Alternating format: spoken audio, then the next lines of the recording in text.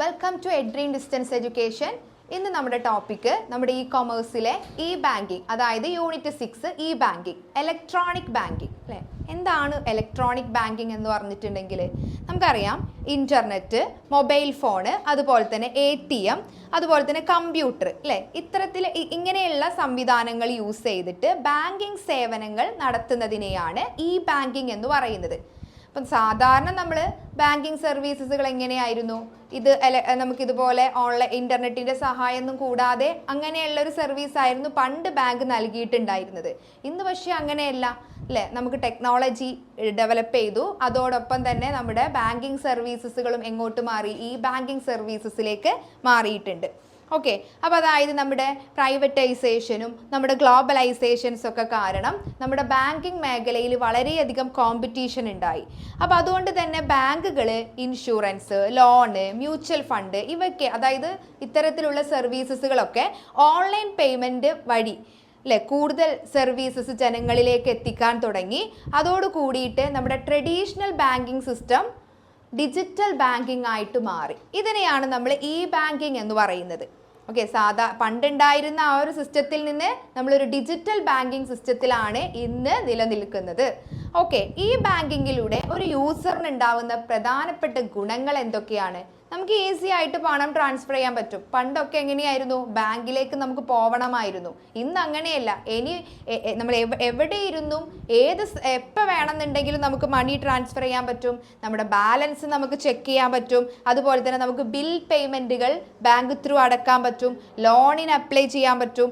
ATM വഴി നമുക്ക് മണി withdraw ചെയ്യാൻ പറ്റും. ഓക്കെ, അതായത് പ്രധാനമായിട്ടും ഈ ഇലക്ട്രോണിക് ബാങ്കിങ് അവരുടെ സർവീസസ്, സേവിങ്സ് സർവീസസ്, അതുപോലെ തന്നെ പേയ്മെൻറ്റ് സർവീസസ്, ലോൺ സർവീസസ്, മറ്റ് ധനകാര്യ അല്ലെങ്കിൽ ഫിനാൻഷ്യൽ സർവീസസ് ഒക്കെ ഇലക്ട്രോണിക് ബാങ്കിങ് വഴി ചെയ്തു വരുന്നുണ്ട്. ഓക്കെ, ദെൻ ഈ ഇലക്ട്രോണിക് ബാങ്കിങ് വന്നതുകൊണ്ട് നമുക്കുണ്ടായിട്ടുള്ള പ്രധാനപ്പെട്ട ഗുണങ്ങൾ എന്തൊക്കെയായിരിക്കും നോക്കി നോക്കാം. ഫസ്റ്റിൽ ഒരു ഇമ്പോർട്ടൻ്റ് ആയിട്ടുള്ള, നമുക്ക് ഏറ്റവും കൺവീനിയൻ്റ് ആയിട്ടുള്ള ഒരു ഫീച്ചർ ആണെന്ത്, 24/7 നമുക്ക് ബാങ്കിങ് സർവീസസ് അവൈലബിൾ ആണ് അല്ലേ. അതേപോലെ തന്നെ ട്രാൻസാക്ഷൻ കോസ്റ്റ് നമുക്ക് കുറക്കാൻ കഴിയുന്നുണ്ട്. കാരണം നമുക്കിതുപോലെ ഒന്നാമത് നമ്മളിപ്പോൾ ബാങ്കിൽ പോവേണ്ട ആവശ്യമില്ല. അതുപോലെ തന്നെ നമുക്ക് ചിലവുകൾ കുറവാണ്. ഈ ബാങ്കിങ് വഴി നമ്മൾ ട്രാൻസാക്ഷൻസ് നടക്കുകയാണെന്നുണ്ടെങ്കിൽ ചിലവ് വളരെയധികം കുറക്കാൻ പറ്റും. അതേപോലെ തന്നെ നമുക്ക് എന്ത് ചെയ്യാൻ പറ്റും, ഈ നമ്മുടെ ട്രാൻസ്പെറൻസി അല്ലേ, അതായത് ഈ ബാങ്കിങ് ട്രാൻസ്പെറൻസിക്ക് ഇമ്പോർട്ടൻസ് കൊടുക്കുന്നുണ്ട്. വളരെയധികം ട്രാൻസ്പെറൻ്റ് ആണ്. അതുപോലെ തന്നെ നമ്മുടെ ഫിനാൻഷ്യൽ ആയിട്ടുള്ള കാര്യങ്ങളൊക്കെ നമുക്ക് കൺട്രോൾ ചെയ്യാൻ പറ്റുന്നുണ്ട് അല്ലേ. അതേപോലെ നമുക്ക് എന്ത് ചെയ്യാൻ പറ്റും, നമ്മുടെ ട്രാൻസാക്ഷൻ ഹിസ്റ്ററി നമുക്ക് ചെക്ക് ചെയ്യാൻ പറ്റും അല്ലേ. ആർക്കൊക്കെ നമ്മളിപ്പോൾ ഒരു മന്ത്ലി നമുക്കൊരു 50,000 രൂപ ഇൻകം കിട്ടിയിട്ടുണ്ട് എന്നുണ്ടെങ്കിൽ അത് എത്ര ചിലവാക്കി, എത്ര നമ്മൾ സേവ് ചെയ്ത് വെച്ചിട്ടുണ്ട്, അങ്ങനെയുള്ള ട്രാൻസാക്ഷൻ ഹിസ്റ്ററി വഴി നമ്മൾക്ക് നമ്മുടെ ഫണ്ടിനെ കൺട്രോൾ ചെയ്യാൻ പറ്റുന്നുണ്ട്. ദെൻ അതുപോലെ തന്നെ നമുക്ക് ഇപ്പോൾ വീട്ടിലിരുന്നോ ഓഫീസിലിരുന്നോ അല്ലെങ്കിൽ നമ്മുടെ ഒരു യാത്രയുടെ ഇടയിൽ നിന്നൊക്കെ നമുക്ക് എന്ത് ചെയ്യാൻ പറ്റും, ബാങ്കിങ് ആക്ടിവിറ്റീസ് അല്ലെങ്കിൽ ബാങ്കിങ് സർവീസസുകൾ നമുക്ക് ലഭിക്കുന്നുണ്ട്. അപ്പോൾ അതുകൊണ്ട് തന്നെ ഇന്ന് ഇലക്ട്രോണിക് ബാങ്കിങ് വളരെയധികം പോപ്പുലർ ആണ്. കാരണം എല്ലാ ജനങ്ങൾക്കും കൺവീനിയൻ്റ് ആയിട്ട് ബാങ്കിങ് സർവീസസ് ഇലക്ട്രോണിക് ബാങ്കിങ് വഴി ലഭിക്കുന്നുണ്ട്. ഓക്കെ, ഈ ബാങ്കിങ് സർവീസസിൻ്റെ പ്രധാനപ്പെട്ട ഈ ബാങ്കിങ് സർവീസസ് എന്തൊക്കെയാണെന്ന് ചോദിച്ചിട്ടുണ്ടെങ്കിൽ നമുക്ക് പറയാം. ഇലക്ട്രോണിക് ഫണ്ട് ട്രാൻസ്ഫർ EFT, അതേപോലെ തന്നെ ഓട്ടോമേറ്റഡ് ടെല്ലർ മെഷീൻ അല്ലേ, അതായത് നമ്മുടെ ATM അല്ലേ, ATM ഫെസിലിറ്റി വളരെയധികം ഹെൽപ്ഫുൾ ആണ് എല്ലാവർക്കും. ദെൻ അതുപോലെ തന്നെ electronic data interchange EDI, then അതുപോലെ തന്നെ credit card, digital electronic cash, ഇവയൊക്കെയാണ് ഈ ബാങ്കിങ് സർവീസസിൻ്റെ പ്രധാനമായിട്ടുള്ള ഈ ബാങ്കിങ് സർവീസസ് എന്ന് പറയുന്നത്. ഓക്കെ, അപ്പോൾ അതുകൊണ്ട് തന്നെ ഇന്നത്തെ ഒരു ടെക്നോളജിയുടെ ഡെവലപ്മെൻറ്റോട് കൂടിയിട്ട് ഈ ബാങ്കിങ് കൂടുതലായിട്ടും ജനങ്ങളുടെ ഇടയിൽ വളരെയധികം പോപ്പുലറായിട്ട് മാറിയിട്ടുണ്ട്. നമുക്ക് ഈസി ആയിട്ട് മണി വിഡ്രോ ചെയ്യാം, ബാലൻസ് ചെക്ക് ചെയ്യാൻ പറ്റും, ഫണ്ട് ട്രാൻസ്ഫർ ചെയ്യാൻ പറ്റും അല്ലേ, ഡയറക്റ്റ് ഡെപ്പോസിറ്റ് ചെയ്യാൻ പറ്റും, ഓൺലൈനായിട്ട് ബിൽ പേയ്മെൻറ്റ് അടക്കാൻ പറ്റും. ഇതൊക്കെ ഇന്നത്തെ ഇലക്ട്രോണിക് ബാങ്കിങ് ജനങ്ങൾക്ക് നൽകുന്ന ഒരു അഡ്വാൻസ്ഡ് സർവീസസ് ആണ്. ഓക്കെ, അടുത്തൊരു ടോപ്പിക് നോക്കാം, ടെക്നോളജി യൂസ്ഡ് ഇൻ ബാങ്കിങ്. അപ്പോൾ നമുക്കറിയാം ഇന്നത്തെ കാലത്ത് ഈ ബാങ്കിങ് മേഖലയിൽ ഈ ടെക്നോളജി എന്ന് പറഞ്ഞിട്ടുണ്ടെന്നുണ്ടെങ്കിൽ എന്താണ്, എല്ലാ ബാങ്കിങ് മേഖലയിലും അത് ടെക്നോളജി യൂസ് ചെയ്യുന്നുണ്ട് അല്ലേ. അതായത് ഇന്ന് നമ്മളൊരു ഡിജിറ്റൽ ബാങ്കിങ് സിസ്റ്റത്തിലേക്കാണ് മാറിയിട്ടുള്ളത്. എല്ലാ രീതിയിലും എന്താണ് ഇപ്പോൾ നമ്മുടെ ബാങ്കിങ് സർവീസസുകൾ ഡിജിറ്റലൈസ്ഡ് ആക്കിയിട്ടുണ്ട് അല്ലേ.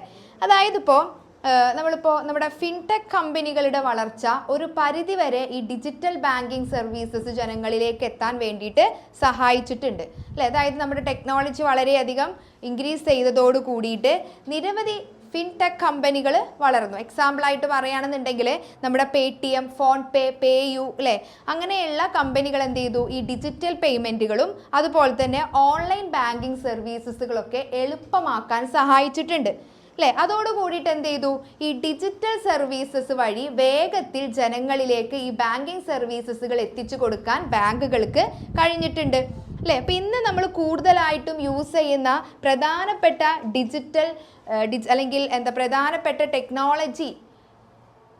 ടെക്നോളജീസ് എന്തൊക്കെയാണെന്ന് ചോദിച്ചിട്ടുണ്ടെങ്കിൽ മൊബൈൽ ബാങ്കിങ്, അതുപോലെ തന്നെ internet banking, smart watch banking, cheque imaging അല്ലേ, അതുപോലെ തന്നെ കാർഡ് പേയ്മെൻറ്റ് സിസ്റ്റം, അതുപോലെ തന്നെ കോർ ബാങ്കിങ് സൊല്യൂഷൻസ് അല്ലേ. എന്താണ് ഈ കോർ ബാങ്കിങ് സൊല്യൂഷൻസ് എന്ന് പറഞ്ഞിട്ടുണ്ടെങ്കിൽ ഇന്ന് പല ബാങ്കുകളും CBS അല്ലേ, അതായത് കോർ ബാങ്കിങ് സൊല്യൂഷൻസ് യൂസ് ചെയ്യാറുണ്ട്. ഓക്കെ, എന്താണ് അത് പറഞ്ഞിട്ടുണ്ടെങ്കിൽ അതായത് നമ്മുടെ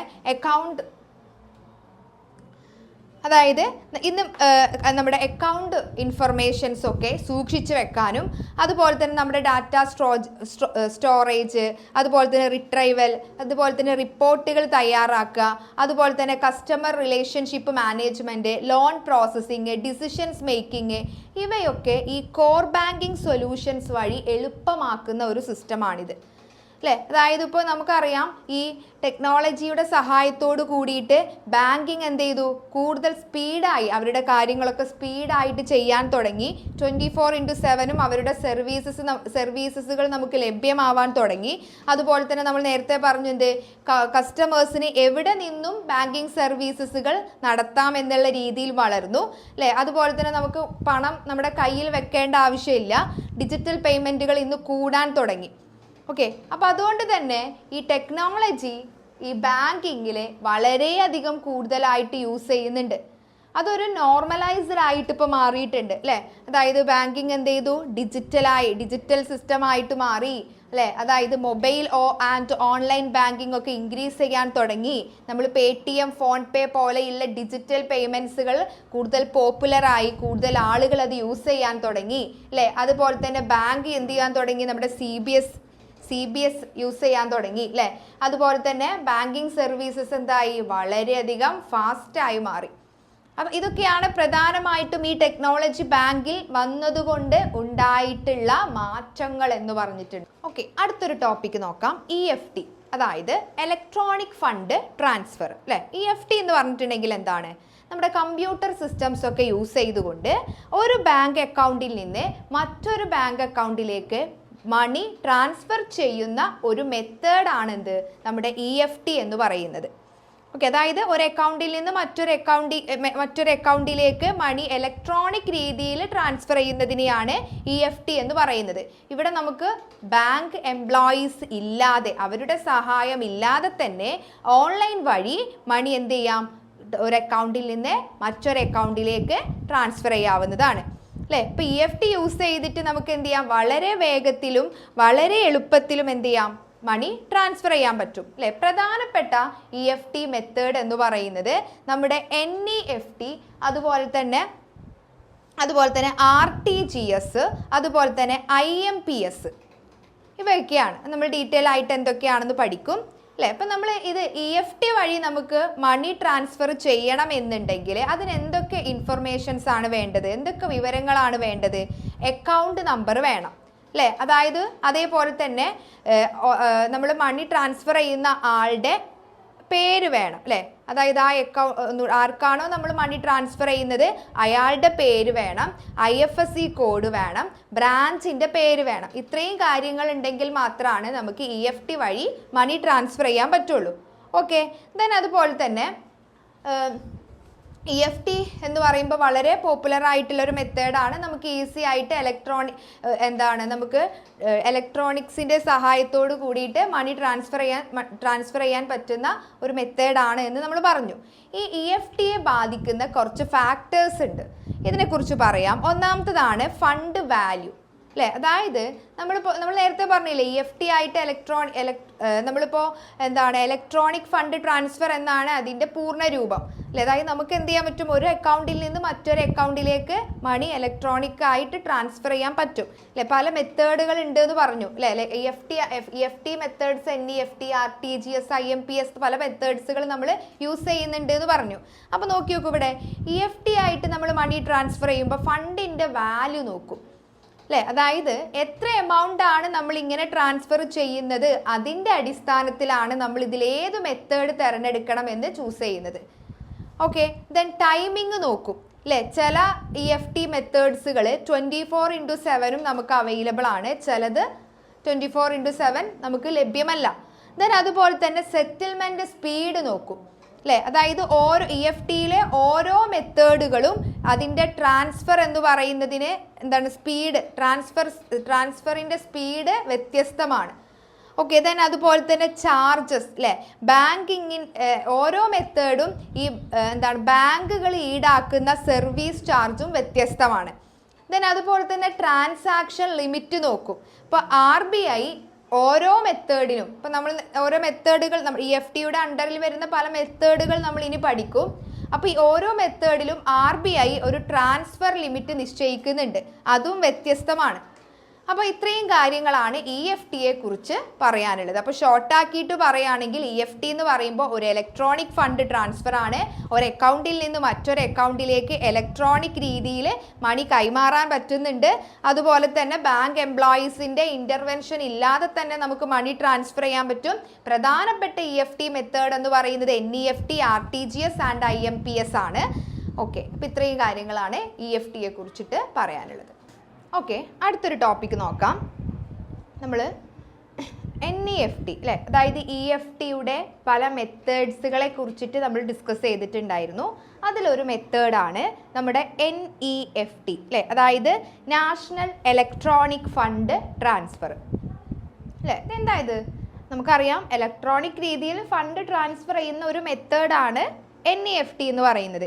അതായത് ഒരു ബാങ്ക് അക്കൗണ്ടിൽ നിന്ന് മറ്റൊന്നിലേക്ക് മണി ട്രാൻസ്ഫർ ചെയ്യാൻ വേണ്ടിയിട്ടാണ് ഈ NEFT യൂസ് ചെയ്യുന്നത്. അപ്പോൾ ഈ മണി ബാച്ച് അടിസ്ഥാനത്തിലാണ് ട്രാൻസ്ഫർ ചെയ്യുന്നത്. ഓക്കെ, അതായത് ഇതിനിപ്പോൾ ഇത്രയും ലിമിറ്റ് ഉണ്ട്, അതായത് ഇപ്പോൾ ഇത്ര എമൗണ്ടേ ട്രാൻസ്ഫർ ചെയ്യാൻ പാടുള്ളൂ, അങ്ങനെയുള്ള ഒരു ലിമിറ്റൊന്നും ഇതിലില്ല. അതായത് ട്രാൻസ്ഫർ ലിമിറ്റൊന്നും NEFTയിൽ ഇല്ല. പക്ഷെ ഇവിടുത്തെ ഒരു പ്രശ്നം എന്താണെന്ന് വെച്ചിട്ടുണ്ടെങ്കിൽ, ബാങ്കിൻ്റെ വർക്കിംഗ് ഡേയ്സിൽ മാത്രമേ ഈ NEFT വഴി നമുക്ക് മണി ട്രാൻസ്ഫർ ചെയ്യാൻ പറ്റുള്ളൂ, അല്ലേ? അതായത് നമ്മുടെ ബാങ്ക് ഹോളിഡേയ്സിലൊന്നും ഈ ഒരു സർവീസ് അവൈലബിൾ അല്ല. നമുക്ക് അതേപോലെ തന്നെ ഈ NEFT വഴി മണി ട്രാൻസ്ഫർ ചെയ്യുമ്പോൾ ബാങ്ക് ഒരു ചെറിയൊരു എമൗണ്ട് അവരുടെ സർവീസ് ചാർജായിട്ട് ഈടാക്കുന്നുണ്ട്. ഏകദേശം ഒരു 2.5, അതായത് 2.50 പൈസ മുതൽ 25 രൂപ വരെ അവർ സർവീസ് ചാർജായിട്ട് ഈടാക്കാറുണ്ട്.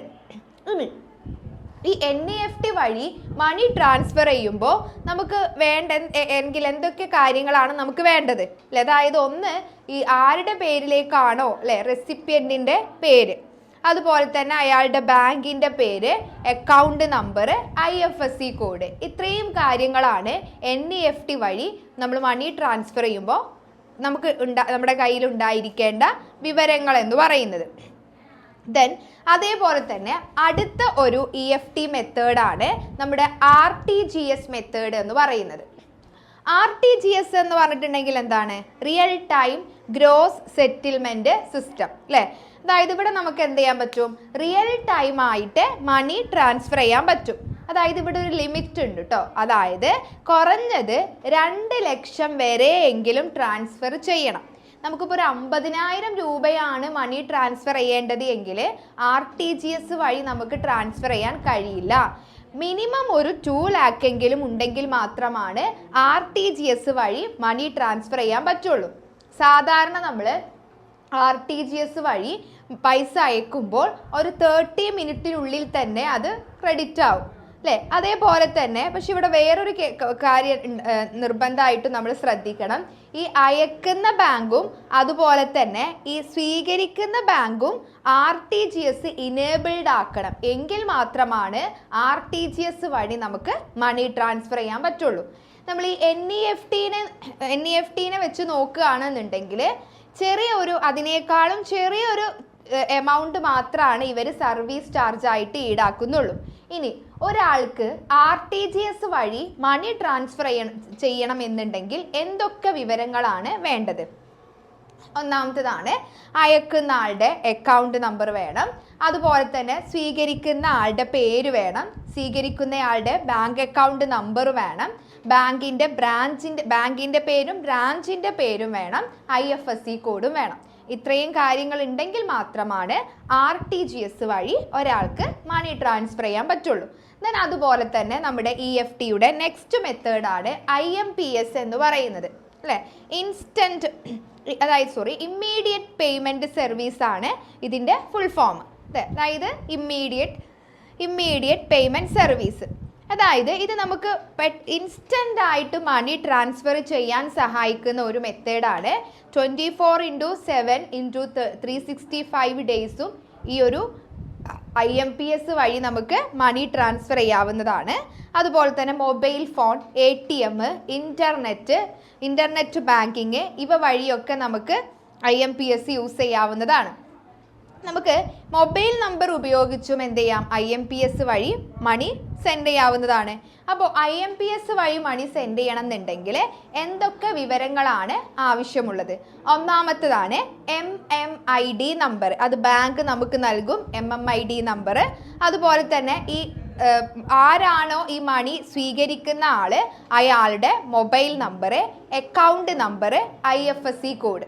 അപ്പോൾ ഇത്രയും കാര്യങ്ങളാണ് നമ്മുടെ IMPS വഴി മണി ട്രാൻസ്ഫർ ചെയ്യുമ്പോൾ നമുക്ക് ഉണ്ടായിരിക്കേണ്ട കാര്യങ്ങൾ. അതുപോലെ തന്നെ നമ്മുടെ UPI അല്ലേ? UPI എന്ന് പറഞ്ഞിട്ടുണ്ടെങ്കിൽ എന്താ? യൂണിഫൈഡ് പേയ്മെന്റ് ഇന്റർഫേസ് അല്ലേ? അതായത് ഇതും എന്താണ്? ഒരു ഡിജിറ്റൽ പേയ്മെന്റ് മെത്തേഡാണ്. നമ്മൾ കുറച്ചും കൂടെ പോപ്പുലർ ആയിട്ടുള്ളൊരു മെത്തേഡാണ് അല്ലേ? ഇത് ഡെവലപ്പ് ചെയ്തെടുത്തിട്ടുള്ളത് National Payment Corporation of India ആണ്. ഓക്കെ, അപ്പോൾ ഇത് നിയന്ത്രിക്കുന്നത് ആരാണ്? റിസർവ് ബാങ്ക് ഓഫ് ഇന്ത്യ ആണ്. നമുക്ക് മൊബൈൽ ആപ്പുകൾ വഴി ബാങ്ക് അക്കൗണ്ടുകൾ തമ്മിൽ മണി ട്രാൻസ്ഫർ ചെയ്യാൻ വേണ്ടിയിട്ടാണ് UPI യൂസ് ചെയ്യുന്നത്. അപ്പോൾ നമുക്ക് ഒരു ആപ്പിൽ ഒന്നിലധികം ബാങ്ക് അക്കൗണ്ടുകൾ നമുക്ക് ലിങ്ക് ചെയ്യാവുന്നതാണ്. നിങ്ങൾക്കൊക്കെ അറിയുണ്ടായിരിക്കും ഇത് അല്ലേ? അപ്പോൾ നമ്മൾ എങ്ങനെയാണ് ഈ UPI വഴി പൈസ അയക്കാനുള്ള മെത്തേഡ്സ് എന്ന് നോക്കാം. ഒന്നെങ്കിൽ നമുക്ക് UPI ID അല്ലെങ്കിൽ BPA യൂസ് ചെയ്തിട്ട് UPI വഴി നമുക്ക് മണി അയക്കാം. അല്ലെങ്കിൽ മൊബൈൽ നമ്പർ യൂസ് ചെയ്തിട്ട് നമുക്ക് UPI വഴി പേയ്മെന്റ് ചെയ്യാവുന്നതാണ്. അതുപോലെ തന്നെ അക്കൗണ്ട് നമ്പറും IFSC കോഡിന്റെയും സഹായത്തോടു കൂടിയിട്ട് UPI വഴി നമുക്ക് മണി ട്രാൻസ്ഫർ ചെയ്യാം. ആധാർ നമ്പർ യൂസ് ചെയ്തിട്ടും UPI വഴി നമുക്ക് മണി ട്രാൻസ്ഫർ ചെയ്യാം. QR കോഡ് യൂസ് ചെയ്തിട്ടും UPI വഴി നമുക്ക് മണി ട്രാൻസ്ഫർ ചെയ്യാവുന്നതാണ്. ഓക്കെ, അടുത്തൊരു പോയിന്റ് നോക്കാം. നിങ്ങൾക്ക് എക്സാമിന് ഈ എല്ലാ ക്വസ്റ്റ്യൻ പേപ്പറിലും ഏകദേശം കണ്ടുവന്നിട്ടുള്ള ഒരു ക്വസ്റ്റ്യൻ ആണ് difference between NEFT, RTGS and IMPS. ഇപ്പം നമ്മൾ NEFT എന്താ, RTGS എന്താ, IMPS എന്താന്നൊക്കെ നമ്മൾ ഡിസ്കസ് ചെയ്തു. അതിൻ്റെ ബേസിൽ ഇതിനെ നമ്മളൊരു കമ്പാരിസൺ നടത്തുകയാണ്. ഓക്കെ, നോക്കാം നമുക്ക്. ഇതിൻ്റെ സ്പീഡ് എന്ന് പറയുമ്പോൾ NEFT മിനിമം നമ്മൾ ഫണ്ട് ഒരു അക്കൗണ്ടിൽ നിന്ന് മറ്റൊരു അക്കൗണ്ടിലേക്ക് ട്രാൻസ്ഫർ ചെയ്യുമ്പോൾ ഒരു ഹാഫ് അവറിനുള്ളിലാണ് മണി ക്രെഡിറ്റ് ആവുകയുള്ളൂ. ദെൻ IMPSും RTGSും റിയൽ ടൈം ആണ്. ദാറ്റ് മീൻസ് എപ്പോൾ നമ്മൾ സെൻഡ് ചെയ്താലും അത് അപ്പം തന്നെ ക്രെഡിറ്റ് ആവും. ദെൻ അതുപോലെ തന്നെ മാക്സിമം ട്രാൻസ്ഫർ വാല്യൂ. ഇപ്പം ഇവിടെ NEFTയിൽ നമുക്ക് അങ്ങനെ എത്ര മണി വേണമെങ്കിലും NEFT വഴി നമുക്ക് ട്രാൻസ്ഫർ ചെയ്യാവുന്നതാണ്. അതുപോലെ തന്നെ RTGSും നമുക്ക് എത്ര മണി വേണമെങ്കിലും അതിനങ്ങനെ ഒരു മാക്സിമം ഇത്ര എമൗണ്ടേ പറ്റൂ എന്നുള്ളൊരു കണക്കൊന്നുമില്ല. നമുക്ക് എത്ര എമൗണ്ട് വേണമെന്നുണ്ടെങ്കിലും മണി RTGS വഴി ട്രാൻസ്ഫർ ചെയ്യാം. പക്ഷേ IMPS വഴിയാണ് നമ്മൾ മണി ട്രാൻസ്ഫർ ചെയ്യുന്നത് എങ്കിൽ അവിടെ മാക്സിമം നമുക്കൊരു 2 lakh വരെയൊക്കെ ട്രാൻസ്ഫർ ചെയ്യാൻ പറ്റുള്ളൂ. ദെൻ അതുപോലെ തന്നെ മിനിമം അതായത് NEFT-യിലും IMPS-ലും മിനിമം ഇത്ര മണിയെങ്കിലും ട്രാൻസ്ഫർ ചെയ്യണം എന്നുള്ള ഒരു കണക്കില്ല. പക്ഷെ RTGS-ൽ മിനിമം 2 lakh എങ്കിലും ഉണ്ടെങ്കിൽ മാത്രമാണ് RTGS വഴി നമുക്ക് മണി ട്രാൻസ്ഫർ ചെയ്യാൻ പറ്റുള്ളൂ. അതുപോലെ തന്നെ NEFT-ലും അതുപോലെ തന്നെ IMPS-ലും ചെറിയ രീതിയിൽ അവർ ബാങ്കിങ് സർവീസ് ചാർജ് ഈടാക്കുന്നുണ്ട്. പക്ഷെ RTGS-ൽ അങ്ങനെ ഒരു ചാർജ് ബാങ്ക് ഈടാക്കുന്നില്ല. അതുപോലെ തന്നെ ടൈം എടുക്കുകയാണെന്നുണ്ടെങ്കിൽ NEFT-യും IMPS-ഉം 24/7 അവരുടെ സർവീസസ് അവൈലബിൾ ആണ്. പക്ഷെ RTGS ബാങ്കിങ് വർക്കിംഗ് ഡേയ്സിൽ മാത്രമാണ് അവരുടെ സർവീസ് നൽകുന്നുള്ളൂ. അപ്പം ഇത്രയും കാര്യങ്ങളാണ് NEFT, RTGS ആൻഡ് IMPS-നെ കുറിച്ചിട്ട് പറയാനുള്ളത്. ഓക്കെ, അടുത്തൊരു ടോപ്പിക്ക് നോക്കാം. Virtual currency. വെർച്വൽ കറൻസി എന്ന് പറയുമ്പോൾ നമുക്ക് എക്സാമ്പിൾ ആയിട്ട് പറയാം, നമ്മുടെ ബിറ്റ്കോയിൻ. നിങ്ങൾക്ക് ഈയിടെ ആയിട്ട് പോപ്പുലർ ആയിട്ടുള്ള ഒരു വെർച്വൽ കറൻസിയാണ് ബിറ്റ്കോയിൻ. നിങ്ങൾ കേട്ടിട്ടുണ്ടായിരിക്കും. അപ്പോൾ എന്താണ് ഈ വെർച്വൽ കറൻസി എന്ന് പറഞ്ഞിട്ടുണ്ടെങ്കിൽ ഇതൊരു ഡിജിറ്റൽ കറൻസിയാണ്. ഇതിനൊരു ഫിസിക്കലായിട്ട് നമ്മുടെ കയ്യിലുള്ള എന്താ പറയുക കോയിൻ്റെയും പേപ്പർ നോട്ടിൻ്റെ പോലെയും ഉള്ളൊരു ഫിസിക്കൽ രൂപം ഇതിനില്ല. ഇതെന്താണ്? ഒരു ഡിജിറ്റൽ കറൻസിയാണ്. അതായത് ഇതിന് ഒരു ഇലക്ട്രോണിക് ഫോമിൽ മാത്രമേ നമുക്ക് ഈ ഒരു കറൻസിയെ കാണാൻ പറ്റുള്ളൂ. ഓക്കെ, അപ്പോൾ ഇത് സാധാരണ ഒരു അൺറെഗുലേറ്റഡ് കറൻസിയാണ്. അതായത് ഇന്ത്യയിൽ ഇതിനെന്തില്ല, ലീഗൽ സ്റ്റാറ്റസ് ഇല്ല, അതായത് ലീഗൽ ടെൻഡർ ഇല്ല ഇതിന്. അതായത് RBI കൺട്രോൾ ചെയ്യുന്നില്ല. അതായത് അതുകൊണ്ടാണ് ഇതിനെ അൺറെഗുലേറ്റഡ് കറൻസി എന്ന് പറയുന്നത്. ഇതൊരു റെഗുലേറ്റഡ് കറൻസി അല്ല. കാരണം എന്താ? RBI അല്ല ഇത് കൺട്രോൾ ചെയ്യുന്നത്. ഇപ്പോൾ ഇത് സാധാരണയായിട്ടും ഈ വെർച്വൽ കറൻസി ഈ നമ്മുടെ പ്രൈവറ്റ് സ്ഥാപനങ്ങളോ അല്ലെങ്കിൽ പ്രൈവറ്റ് ഡെവലപ്പേഴ്സോ ആണ് ഈ വെർച്വൽ കറൻസി പുറത്തിറക്കുന്നതും അത് കൺട്രോൾ ചെയ്യുന്നതും. ഓക്കെ, അതുപോലെ തന്നെ ഈ വെർച്വൽ കറൻസിയുടെ ട്രാൻസാക്ഷൻസ് നടക്കുന്നത് ഇന്റർനെറ്റും ഡിജിറ്റൽ വാലറ്റ്സുകളൊക്കെ യൂസ് ചെയ്തിട്ടാണ്. അപ്പോൾ നേരത്തെ പറഞ്ഞ പോലെ ഇത് നമ്മുടെ സെൻട്രൽ ബാങ്കിൻ്റെ അല്ലെങ്കിൽ RBIയുടെ കൺട്രോളിലല്ല എന്ന് പറഞ്ഞു അല്ലേ. അതുപോലെ തന്നെ പ്രധാനമായിട്ടും ഈ വെർച്വൽ കറൻസി യൂസ് ചെയ്യുന്നത് ഓൺലൈൻ പേയ്മെൻറ്റുകൾക്കും പിയർ ടു പിയർ അല്ലേ. അതായത് പിയർ ടു പിയർ എന്താണെന്ന് നമ്മൾ കഴിഞ്ഞ ഈ ഒരു കൊമേഴ്സിൻ്റെ ഫസ്റ്റ് ബ്ലോക്കിൽ പഠിച്ചിട്ടുണ്ടായിരുന്നു. പിയർ ടു പിയർ ട്രാൻസാക്ഷൻസിനുമാണ് കൂടുതലായിട്ടും ഇത് യൂസ് ചെയ്യുന്നത്. അപ്പോൾ നമുക്ക് ഈ വെർച്വൽ കറൻസിയുടെ എക്സാമ്പിൾ ആയിട്ട് എടുക്കുകയാണെന്നുണ്ടെങ്കിൽ നമ്മുടെ ബിറ്റ്കോയിൻ, അതുപോലെ തന്നെ മൈക്രോസോഫ്റ്റ് പോയിൻസ്, ആമസോൺ കോയിൻസ്, ഇതൊക്കെ നമ്മുടെ വെർച്വൽ കറൻസിയുടെ കുറച്ച് എക്സാമ്പിൾസ് ആണ്. അപ്പോൾ ഇവിടെ നമ്മൾ ഈ ചില സ്പെസിഫിക് ആയിട്ടുള്ള ചില ഓൺലൈൻ മീഡിയാസ് മാത്രമാണ് ഈ ഒരു ബിറ്റ്കോയിൻസ് യൂസ് ചെയ്യുന്നുള്ളൂ. അപ്പോൾ നമ്മുടെ ഇത് യൂസ് ചെയ്യുന്ന കസ്റ്റമേഴ്സിൻ്റെ വിശ്വാസത്തിനനുസരിച്ചും ഡിമാൻഡിനനുസരിച്ചും ഈ ബിറ്റ്കോയിൻ്റെ മൂല്യം അങ്ങോട്ടും ഇങ്ങോട്ടും മാറും. ചിലപ്പോൾ കൂടും, ചിലപ്പോൾ കുറയും. അപ്പോൾ നമ്മൾ ഇത് മൊബൈൽ ഫോണിലെ ആപ്പുകൾ, അതുപോലെ തന്നെ സോഫ്റ്റ്വെയറുകൾ, ഡിജിറ്റൽ വാലറ്റ്സ് ഇവയുടെയൊക്കെ സഹായത്തോടു കൂടിയിട്ടാണ് ഇത് സൂക്ഷിച്ചു വെക്കുന്നത് അല്ലേ. അപ്പോൾ നമ്മുടെ ക്രിപ്റ്റോ കറൻസികൾ എന്താണ്? ക്രിപ്റ്റോ കറൻസി നിങ്ങൾ കേട്ടിട്ടുണ്ടായിരിക്കും. അത് ഈ വെർച്വൽ കറൻസിയുടെ ഒരു പാർട്ടാണ് അല്ലേ. അതായത് ഈ ക്രിപ്റ്റോ കറൻസികൾ അവരൊന്നും കൂടി സെക്യൂർഡ് ആയിട്ട് ഇടപാടുകൾ നടത്താൻ വേണ്ടിയിട്ട് ബ്ലോക്ക് ചെയിൻ ക്രിപ്റ്റോഗ്രഫി എന്ന് പറഞ്ഞിട്ടുള്ള ഒരു ടെക്നോളജി അവർ യൂസ് ചെയ്യാറുണ്ട്. ബ്ലോക്ക് ചെയിൻ എന്താണ് എന്ന് നമ്മൾ കഴിഞ്ഞ വർഷങ്ങളിലെ ബിസിനസ് ഓർഗനൈസേഷനിലൊക്കെ ഡീറ്റെയിൽ ആയിട്ട് പഠിച്ചിട്ടുണ്ടായിരുന്നു. ഓക്കെ, അതുപോലെ തന്നെ നമ്മുടെ ഡിജിറ്റൽ കറൻസി അല്ലേ, അതും ഈ നമ്മുടെ വെർച്വൽ കറൻസിയും ക്രിപ്റ്റോ കറൻസിയുടെ ഒക്കെ ഒരു പാർട്ടാണ്. അപ്പോൾ Reserve Bank of India 2018 crypto currency ട്രാൻസാക്ഷൻസിന് കുറച്ച് നിയന്ത്രണങ്ങൾ ഏർപ്പെടുത്തിയിട്ടുണ്ട്. അപ്പോൾ ഇത്രയും കാര്യങ്ങളാണ് വെർച്വൽ കറൻസിയെ കുറിച്ച് പറയാനുള്ളത്. പ്രധാനമായിട്ടും ഇതൊരു ഡിജിറ്റൽ കറൻസിയാണ്. ഇതിന് ഇന്ത്യയിൽ എന്തില്ല, ലീഗൽ വാല്യൂ ഇല്ല. അതുപോലെ തന്നെ ഇത് ഇലക്ട്രോണിക് ഫോമിൽ മാത്രമേ ഇത് എക്സിസ്റ്റ് ചെയ്യുന്നുള്ളൂ. അതുപോലെ തന്നെ ഇത് കൺട്രോൾ ചെയ്യുന്നതും ഇഷ്യൂ ചെയ്യുന്നതും പ്രൈവറ്റ് ഡെവലപ്പേഴ്സാണ്. അതായത് റിസർവ് ബാങ്ക് ഓഫ് ഇന്ത്യ അല്ല. ഓക്കെ, അടുത്തൊരു ടോപ്പിക്ക് നോക്കാം. Difference between digital, virtual and crypto currencies. അപ്പോൾ ഇത് നിങ്ങൾക്ക് എക്സാമിന് എക്സ്പെക്ട് ചെയ്യാവുന്ന ഒരു ക്വസ്റ്റ്യൻ ആണ്. എന്താണ് ഡിജിറ്റൽ കറൻസി, അതുപോലെ തന്നെ വെർച്വൽ കറൻസി, ക്രിപ്റ്റോ കറൻസി? ഇതിൻ്റെ ഏകദേശം ഒരു കാര്യം നമ്മൾ ഡിസ്കസ് ചെയ്തിട്ടുണ്ടായിരുന്നു.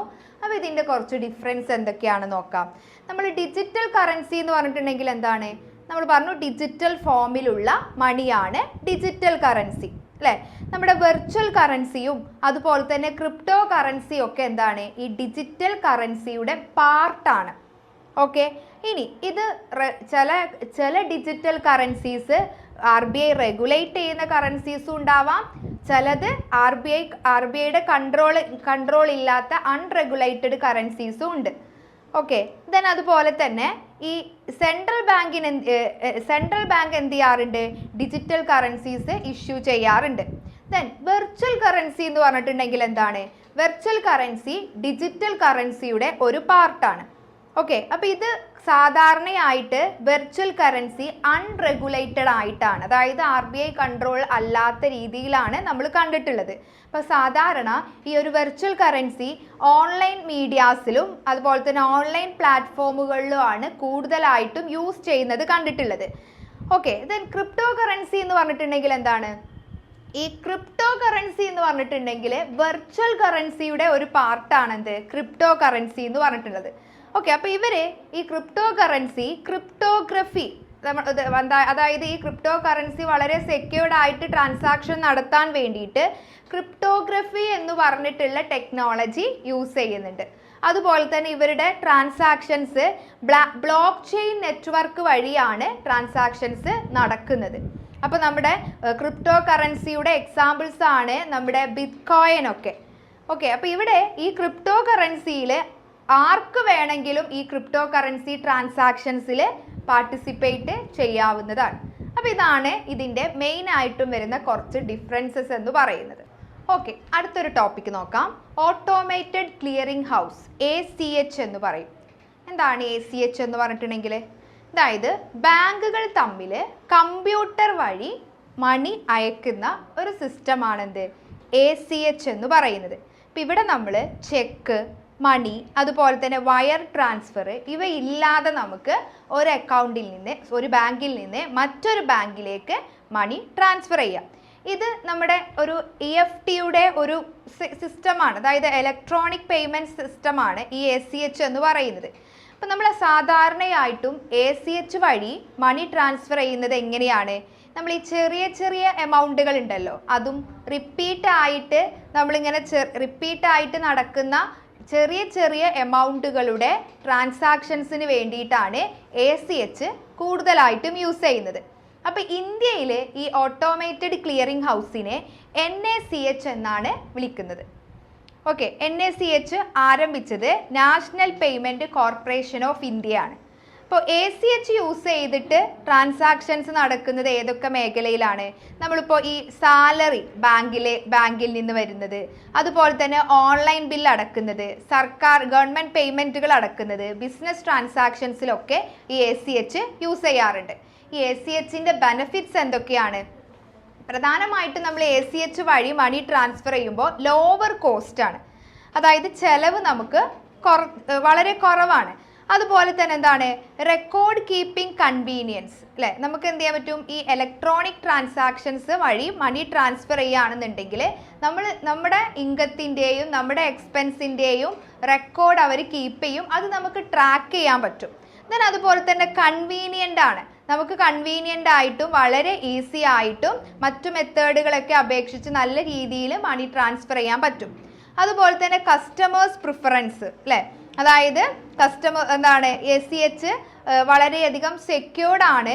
അതുപോലെ തന്നെ ഹ്യൂമൻ എറേഴ്സും അതുപോലെ തന്നെ അങ്ങനെയുള്ള എററുകളൊക്കെ വളരെയധികം കുറവാണ് ഈ ACHലുള്ളത്.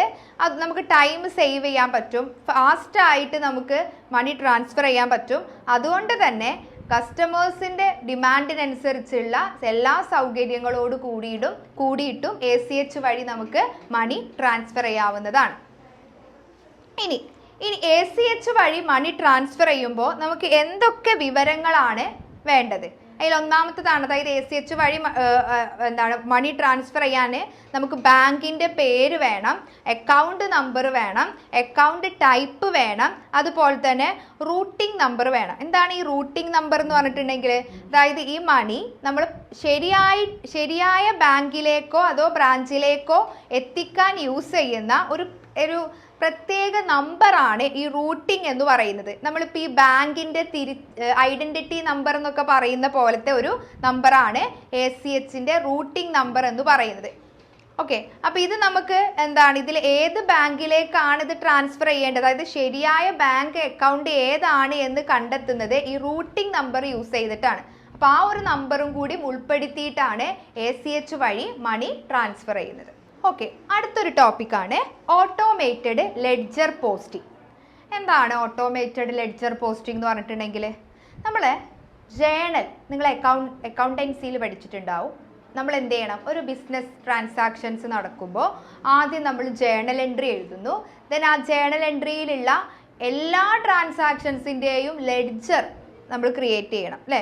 ഈ ഓട്ടോമേറ്റഡ് ലെഡ്ജർ പോസ്റ്റിംഗ് എന്ന് പറഞ്ഞിട്ടുണ്ടെങ്കിൽ നമ്മൾ എഴുതുന്ന ജേണലിൽ നിന്നുള്ള എൻട്രികൾ ലെഡ്ജറിലേക്ക് ഓട്ടോമാറ്റിക്കായിട്ട് മാറ്റുന്നതിനെയാണ് ഓട്ടോമേറ്റഡ് ലെഡ്ജർ പോസ്റ്റിംഗ് എന്ന് പറയുന്നത്.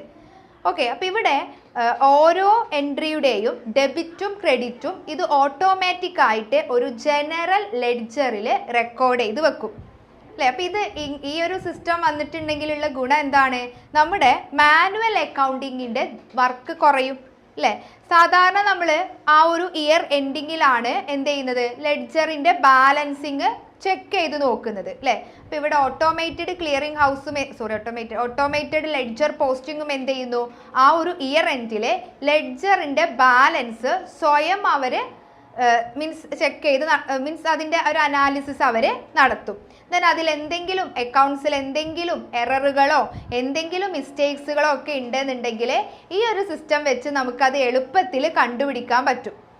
അതായത് ഇന്ന് നമ്മുടെ ആർട്ടിഫിഷ്യൽ ഇൻ്റലിജൻസ് ഈ അക്കൗണ്ടിങ് മേഖലയിൽ വളരെയധികം യൂസ് ചെയ്യുന്നുണ്ട്. കാരണം എന്താണ്, ആർട്ടിഫിഷ്യൽ ഇൻ്റലിജൻസിൻ്റെ സഹായത്തോട് കൂടിയിട്ട് അക്കൗണ്ടിങ് മേഖലയെ നമുക്ക് ഒന്നും കൂടി എഫിഷ്യൻ്റ് ആയിട്ട് മാറ്റാൻ പറ്റും. അതുപോലെ തന്നെ നമ്മുടെ ഈ റോബോട്ടിക് പ്രോസസ് ഓട്ടോമേഷൻ അല്ലേ, അതായത് നമ്മൾ ഈ ആവർത്തിച്ചുള്ള ജോലികൾ സ്വയം ഓട്ടോമാറ്റിക്കായിട്ട് ചെയ്യുക, റിപ്പീറ്റഡ് ആയിട്ടുള്ള ജോലികൾ ഓട്ടോമാറ്റിക്കായി ചെയ്യുന്നതാണ് റോബോട്ടിക് പ്രോസസ് ഓട്ടോമേഷൻ എന്ന് പറയുന്നത്. അതുപോലെ തന്നെ ഈ AI ഡോക്യുമെൻ്റ് അനാലിസിസും അതുപോലെ തന്നെ ഡാറ്റ ഹാൻഡിൽ ചെയ്യാനും ഒക്കെ ഈ ഓട്ടോമേറ്റഡ് ലെഡ്ജർ പോസ്റ്റിംഗ് സഹായിക്കുന്നുണ്ട്. അതുപോലെ തന്നെ നമ്മുടെ ഈ അൽഗോരിതംസ്, വലിയ വലിയ ഡാറ്റയുടെ അനാലിസിസ്, ഇതൊക്കെ എന്താണ്, ആർട്ടിഫിഷ്യൽ ഇൻ്റലിജൻസിൻ്റെ സഹായത്തോട് കൂടിയിട്ട് വളരെ കൃത്യമായിട്ട് എന്താണ് നടപ്പിലാക്കാൻ ഇത് സഹായിക്കുന്നുണ്ട്. അപ്പോൾ നമുക്ക് അറിയാം, സാധാരണ മാനുവലായിട്ട് ചെയ്യുമ്പോൾ ലെഡ്ജർ പോസ്റ്റിങ്ങിലൊക്കെ ഒരുപാട് മിസ്റ്റേക്സുകളൊക്കെ വരാൻ സാധ്യതയുണ്ട്. അത് AIയുടെ സഹായത്തോട് കൂടിയിട്ട് ഓട്ടോമേറ്റഡ് ലെഡ്ജർ പോസ്റ്റിംഗ് വഴി നമ്മൾ ഇതൊക്കെ റെഡ്യൂസ് ചെയ്യുന്നു.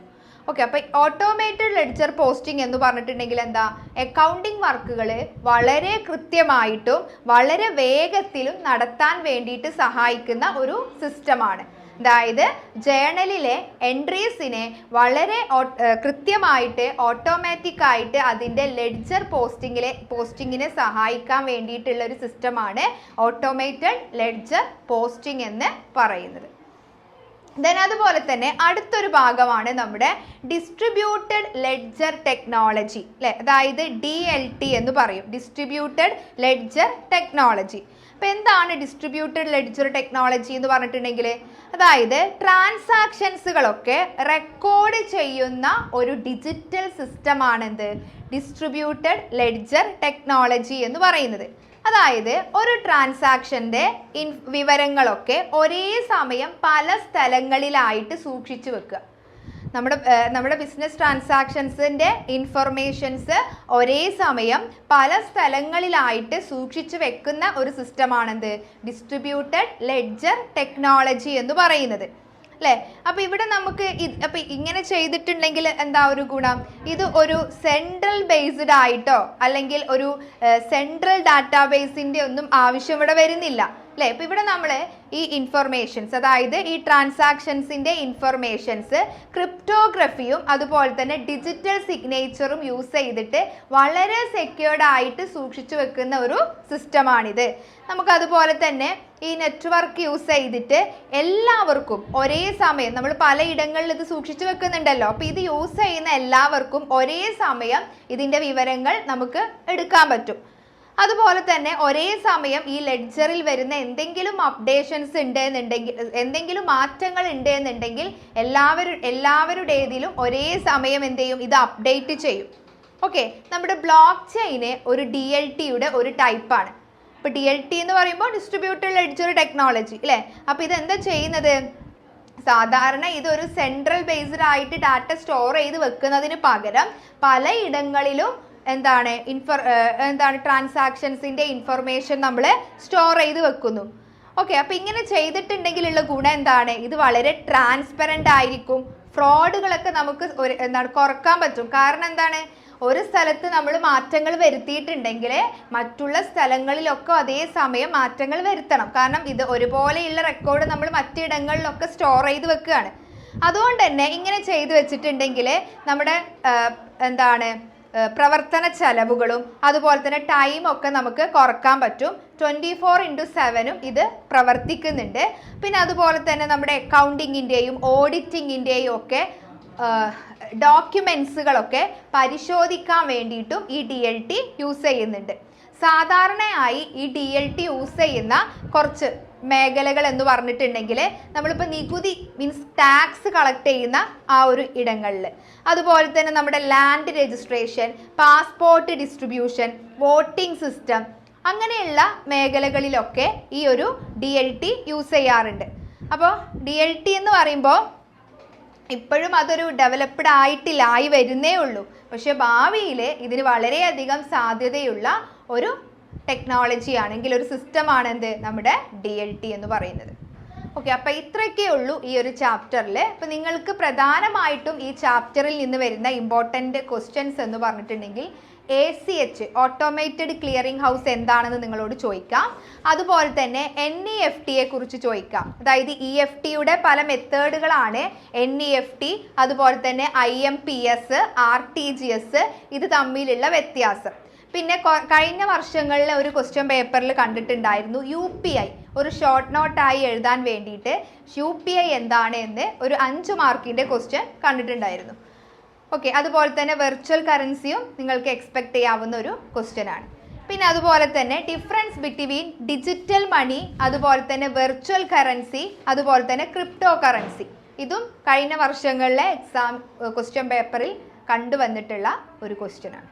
ഓക്കെ.